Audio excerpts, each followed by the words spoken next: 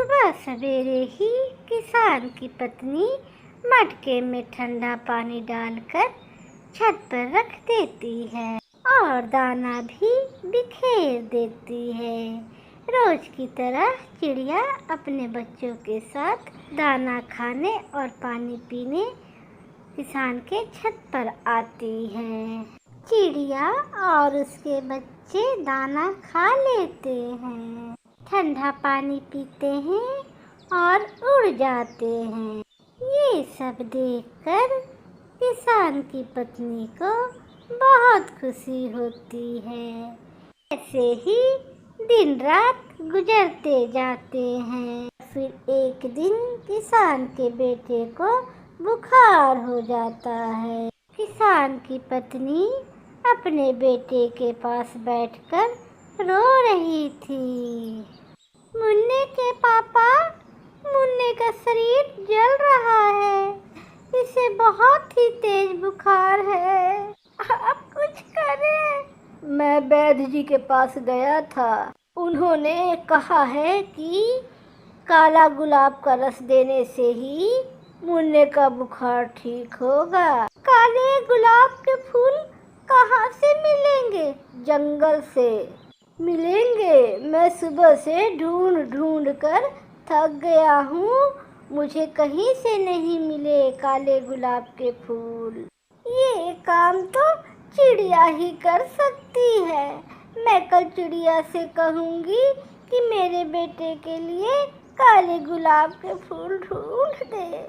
रात गुजर जाती है, सुबह हो जाती है। फिर किसान की पत्नी छत पर दाना बिखेरती है और ठंडा पानी भी रखती है।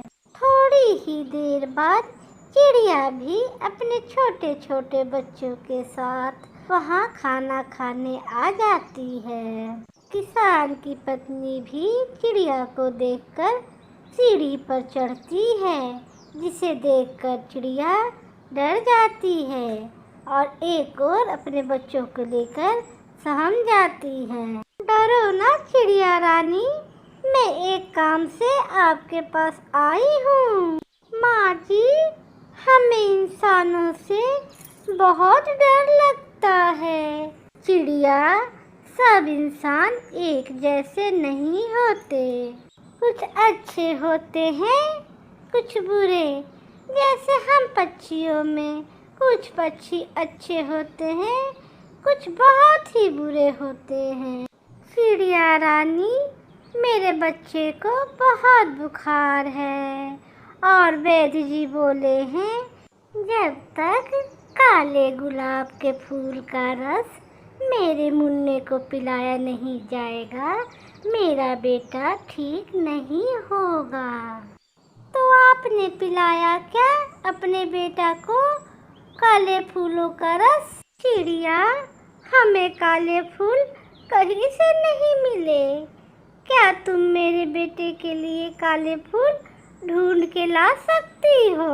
माँ जी, काले फूल कहाँ से मिलेंगे? जंगल से। जंगल से मिलेंगे काले फूल चिड़िया? तो मैं अभी जंगल से जाकर आपके लिए काले फूल ढूंढ के लाती हूँ। बच्चों, तुम यहीं बैठो, मेरा इंतजार करना, मैं अभी थोड़ी देर में आती हूँ। मम्मा, हमें डर लग रहा है। बच्चों, डरो मत, तुम लोग वहाँ सामने मेरे आंगन में आम का पेड़ है, आप दोनों भाई बहन वहीं बैठ जाओ। फिर चिड़िया के बच्चे आम के पेड़ पर बैठ जाते हैं। चिड़िया जंगल से काले गुलाब के फूल लेने चली जाती है। उड़ती हुई चिड़िया जंगल में पहुंच जाती है और वहां अपने दोस्त कबूतर के पास जाती है। कबूतर मेरे दोस्त, मुझे गुलाब के काले फूलों की ज़रूरत है।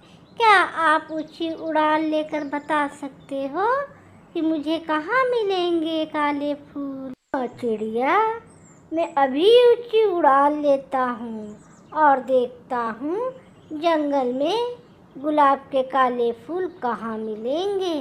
फिर कबूतर एक ऊंची उड़ान लेता है। ऊंचा, बहुत ऊंचा उड़ता है और नीचे देखता है।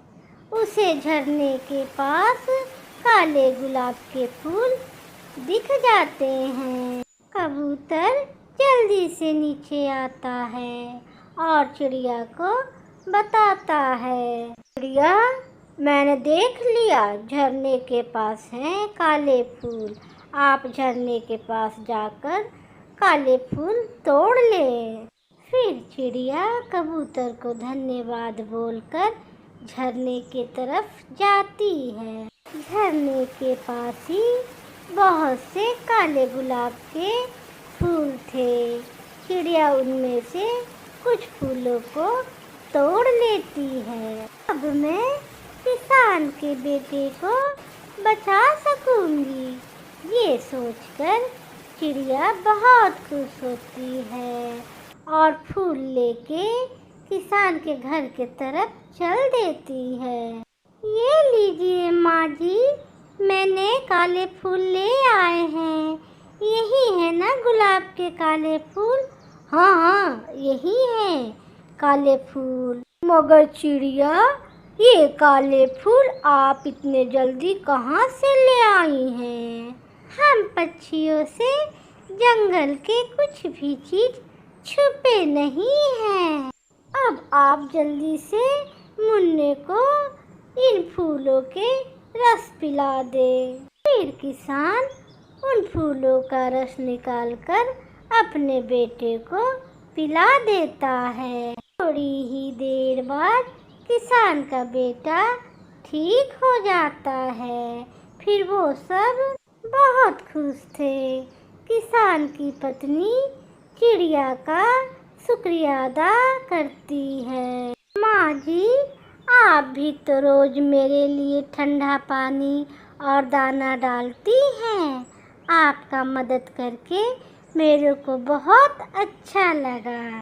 फिर चिड़िया अपने बच्चों को साथ लेकर खुशी खुशी जंगल वापस चली जाती है।